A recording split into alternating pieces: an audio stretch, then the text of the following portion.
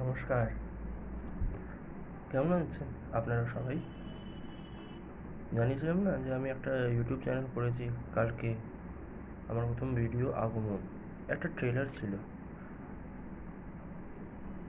আমি এই ইউটিউব চ্যানেলের থ্রু কিছু কিছু তথ্য আর আমার মনের কথা আপনাদের সামনে রাখবো। তাই তা আজকে ভাবছি, আচ্ছা আপনারা জিন্দের বন্দি দেখেছেন? হুম, ভালো। জিন্দের বন্দি দেখেছেন? জিন্দের বন্দি, মহানায়ক উত্তম কুমার, ডাইরেক্টর তপন সিনহা, গল্প শরদিন্দু বন্দ্যোপাধ্যায়। কিছু তথ্য, আর বেশি তথ্য আজকে বলতে যাব না, কিন্তু আজকে আমার একটা মনের কথা সব কিছুর শেষে বলবো। আমি জানি ইউটিউবে এই ভিডিওটা ছাড়লে, হোয়াটসঅ্যাপে ছাড়লে বা অন্য ভিডিও শেয়ার করলে অনেকেরা বিভিন্ন মতামত দেবে, কিছু লোকেরা গালাগাল দেবে। তারপরেও বলবো, কারণ আমি কিছু কিছু জিনিস আমার ভালো লাগে না। তো শুরু করি তাহলে। তো ঝিন্দের বন্দি, তপন সিনহা। হ্যাঁ, তপন সিনহার এবারে 100 বছর পুরো হবে 2 অক্টোবরে 2024-এ। ওনার স্ত্রীর কিছুদিন আগে 100 বছর পুরো হলো।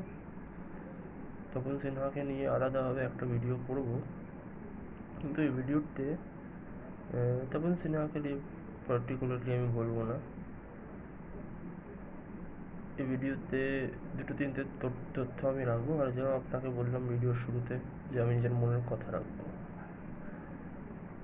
তপন সিনহা যখন এই শরদিন্দু বন্দ্যোপাধ্যায়ের জিন্দের বন্দি পড়া শুরু করলেন, তখন নায়ক হিসেবে তিনি শুধু মহানায়ক উত্তম কুমারকেই দেখলেন।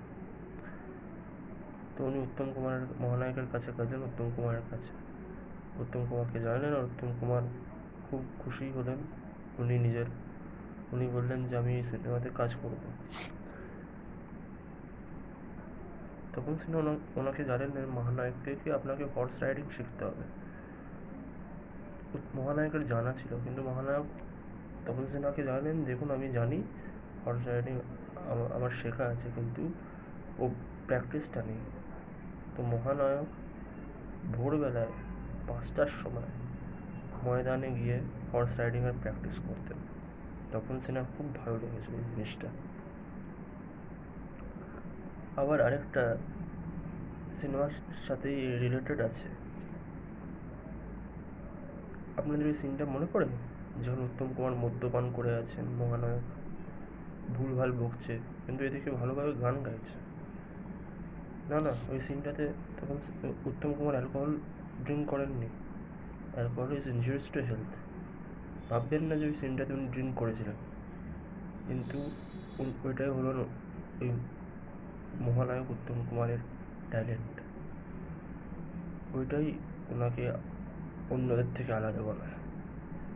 আর আমরা সবাই যেরকম জানি যে উনি তো গানেতে ভালোই, ভালো কি মানে অনেকই ভালো ছিলেন। হেমন্ত কুমার ওনাকে কী বলেছিলেন সেটা আমাদের প্রায় সবাইদেরই জানা আছে। তো আর ওই ভিডিওর ওই ক্লিপটা, পার্টিকুলারলি ভিডিও ক্লিপটা আলাদাভাবে ইউটিউবে আছে, আপনারা চাইলে দেখে নিতে পারেন। আজকে এই ভিডিওটা বেশি আমি টানবো না, তবু একটা জিনিস বলতে চাই। ওই সিনেমাটিতে একজন অভিনেতা ছিলেন, শ্রী সৌমিত্র চট্টোপাধ্যায়। লোকেরা বলে শ্রী সৌমিত্র চট্টোপাধ্যায় নাকি উত্তম কুমারকে ছাড়িয়ে গেছিলেন।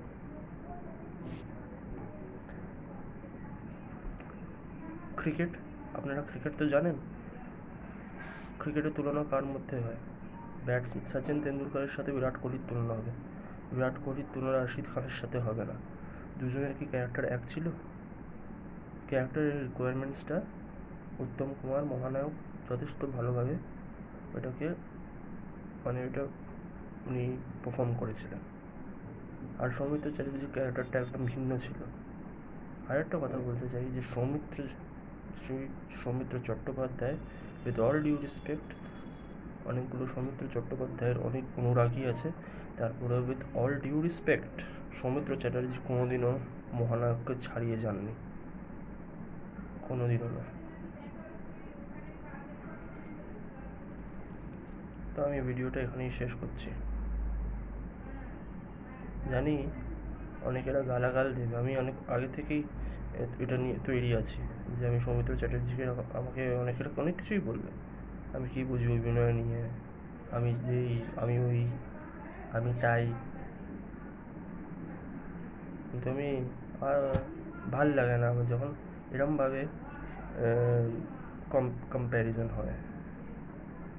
আপনি ক্যারেক্টারটা দেখুন না, ওখানে কি মহানায়ক হ্যাঁ, যদি উত্তম কুমারও ভিলেনের রোল করতো আর এদিকে ভিলেনের রোল সৌমিত্র চট্টোপাধ্যায় করছিলেন, কিন্তু এখানে দুজনের রোলটাও আলাদা ছিল, ক্যারেক্টারটা আলাদা। ঠিক আছে, বেশি আমি ভিডিওটা টানবো না, একটাই কথা বলবো, ভালো লাগলে লাইক করুন, ডিসলাইক করুন, না ভালো লাগলে কমেন্ট করুন, শেয়ার করুন, সাবস্ক্রাইব করুন।